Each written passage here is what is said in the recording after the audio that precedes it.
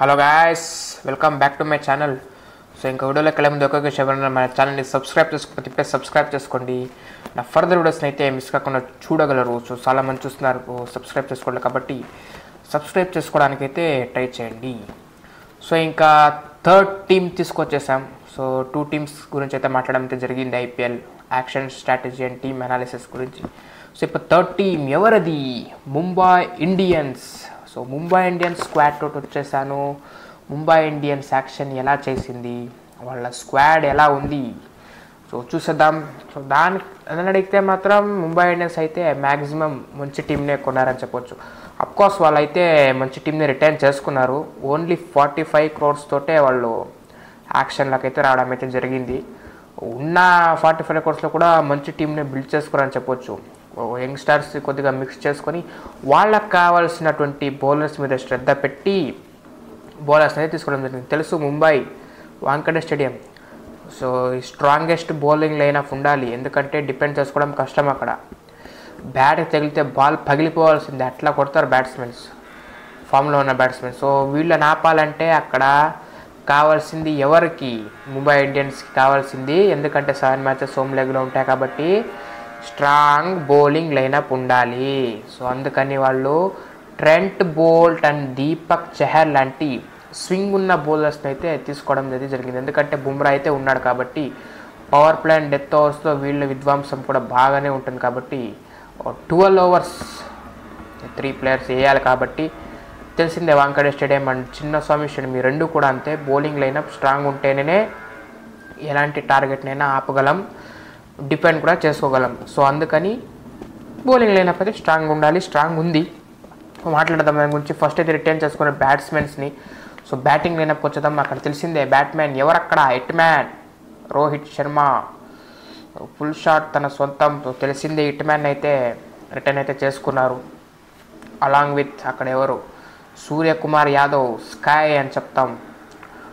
సూర్యకుమార్ యాదవ్ ఉన్నారు, తిలక్ వర్మ ఉన్నాడు, దాంతోపాటు కుంఫు హార్దిక్ పాండ్యా కూడా ఉన్నాడు. కాబట్టి బ్యాటింగ్లో కూడా ఏమీ అలాంటి వీక్నెస్ ఏం లేదు. స్ట్రాంగెస్టే ఉంది బ్యాటింగ్ లైనప్ చూడాలంటే. సో వాళ్ళు బైబ్యాక్ చేసుకున్న ఆల్రౌండర్స్ చూడొచ్చు అక్కడ ఎవరిని? విల్ జాక్స్ లాంటి ఆల్రౌండర్స్ అయితే తీసుకోవడం అయితే జరిగింది. సో మనకు తెలిసిందే విల్ జాక్స్ ఎలాంటి విధ్వంసం చేయగలడని. ఎందుకంటే లాస్ట్ సీజన్ మనం చూసాం ఆర్సీబీలో ఉన్నప్పుడు విల్ జాక్స్ ఎలాంటి విధ్వంసం చేయగలడని మనకు తెలిసిందే. మిడిల్ ఆర్డర్ అక్కడ తిలక్ వర్మ ఉన్నాడు కాబట్టి అక్కడ మేబీ నెంబర్ 3 పొజిషన్లో ఆడవచ్చు తిలక్ వర్మ. ఎందుకంటే ఇప్పుడున్న సిచ్యువేషన్లో తను ఉన్న ఫామ్లో నెంబర్ 3నే ఆడాల్సి వస్తుంది. అక్కడ వీళ్ళు ఇషాన్ కిషన్ వదిలేశారు కాబట్టి వికెట్ కీపింగ్ ఆప్షన్ ఎవరు ఉంటారో చూడాలి. ఎందుకంటే అక్కడ బిన్స్ అనే వాళ్ళని అయితే కొన్నారు. తను ప్లేయింగ్ 11లో ఉండడా తెలియదు. దానికి తోడు ఒక ఓవర్సీస్ ప్లేయర్ తీసుకుని, ఎందుకంటే తను వికెట్ కీపర్ కాబట్టి. ఎవరది? ర్యాన్ రెకిల్టన్ అని చెప్పొచ్చు. ర్యాన్ రెకిల్టన్ మనకు తెలిసిందే is one of the best batsmen కూడా. ఓపెనింగ్ స్లాట్లో ఆడతారు తనైతే. వీళ్ళైతే ఇప్పుడున్న పొజిషన్లో అక్కడ ఓపెనింగ్ రోహిత్ శర్మ ఆడతారు. ఇంకా దాంతోపాటు ఎవరు ఆడతారో చూడాల్సి ఉంటుంది. ఇంకా ర్యాన్ రెకిల్టన్ ఆడిస్తారా అదొక పరిస్థితి చూడాల్సి వస్తుంది. సో ఏమనుకోక సౌండ్ అక్కడ కన్స్ట్రక్షన్ జరుగుతుంది కాబట్టి సౌండ్ వస్తుంది. సో ఏమనుకోవద్దు. ఓకే, దాన్ని అయితే చూద్దాం. సో ఇంకా మనకు తెలిసి హార్దిక్ పాండ్యా అయితే నెంబర్ 5th స్లాట్లో అయితే గొడవ పడతారని చెప్పొచ్చు. నెంబర్ 3, నెంబర్ 4 ఏ పొజిషన్లో అయినా కూడా హార్దిక్ పాండ్యా అయితే ఆడడానికి అయితే రెడీ ఉంటాడు. కాబట్టి నెంబర్ 5 తనకి సూట్ అయ్యేటువంటి ప్లేస్ అని కూడా చెప్పొచ్చు. సో చూద్దాం తను ఏ పొజిషన్లో ఆడతారు. సో ఇంకా చూసుకుంటూ పోతే అక్కడ ఎవరు? రమన్దీర్ సింగ్ని అయితే మాత్రం గారిని అయితే మాత్రం అక్కడ వాళ్ళు పర్స్ వాల్యూ ఎక్కువే పెట్టి కొనడం అయితే జరిగింది. బైబ్యాక్ చేసుకున్నారని చెప్పొచ్చు. మనకు తెలిసిందే లాస్ట్ సీజన్. సో టీం అంతా కష్టాలు ఉన్నప్పుడు తను వచ్చి రన్స్ అయితే స్కోర్ చేయడం అయితే జరిగింది. సో దాని బేసిస్ మీదే రమన్దీర్ గారికి అయితే వీళ్ళు మళ్ళీ వెళ్ళడం అయితే జరిగిందని చెప్పొచ్చు.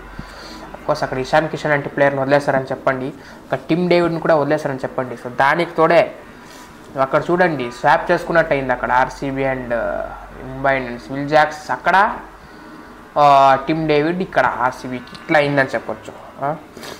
ఇంకేం చేయలేము అక్కడ.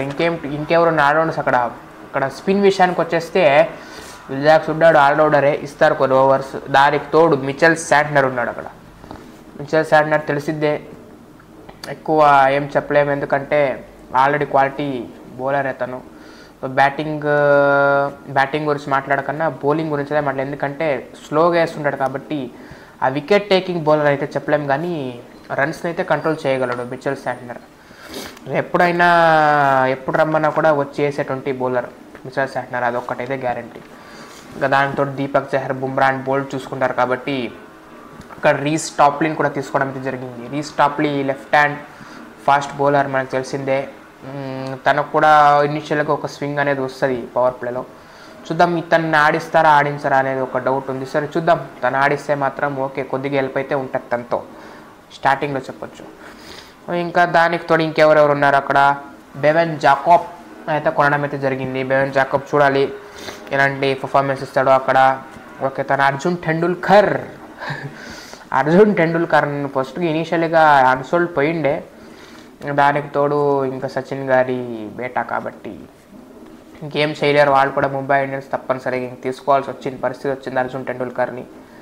సో ఇతను చూడాలి ఇంకా ఎలాంటి పర్ఫార్మెన్స్ అయితే వస్తుంది అర్జున్ టెండూల్కర్ నుంచి అయితే చూడాలి. ఇంకెవరు ఉన్నారు, ఇంకా యంగ్స్టర్స్ అయితే కొనడం అయితే జరిగింది.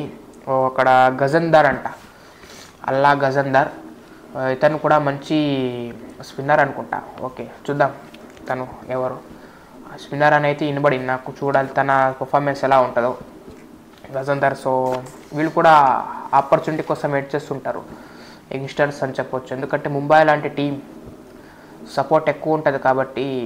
సో అక్కడ ప్లేయింగ్ 11లో ఆడాలైతే అని అందరూ కోరుకుంటారు. ఇంకా దాంట్లో మనకి ప్లేయింగ్ 11లో మెయిన్ ప్లేయర్స్ అక్కడ రోహిత్ శర్మ, సూర్యకుమార్ యాదవ్, పాండ్యా, తిలక్ వర్మ, విల్ జాక్స్, అక్కడ మరి ఇంకా ర్యాన్ రెకిల్టన్ ఆడిస్తారు అనుకుంటున్నా. బుమ్రా ఉంటారు, చహర్ ఉంటారు, బోల్ట్ ఉంటారు. సో అక్కడ ఇంకెవరు, శాంట్నర్ చూడాలి. ఇంకెవరు అక్కడ కరణ్ శర్మని తీసుకున్నారు. కరణ్ శర్మ తెలిసిందే కదా, లక్కీ చార్మ్ అని చెప్పవచ్చు ముంబై ఇండియన్స్కి. వేరే టీం అక్కడ ఆర్సీబీకి పోయారు కానీ కప్ అయితే గెలవలేదు, కానీ ముంబై మాత్రం తినున్నప్పుడు అంతా కప్ అయితే కొట్టడం అయితే జరిగింది. కాబట్టి మళ్ళీ ఇంకో కప్పు కొట్టాలని కరణ్ శర్మని తీసుకున్నారా షూర్గా అయితే నేను చెప్పలేము, కానీ లక్కీ చార్మ్ ఉన్నట్టని కాబట్టి కరణ్ శర్మ అయితే బైబ్యాక్ అయితే చేసుకున్నారు.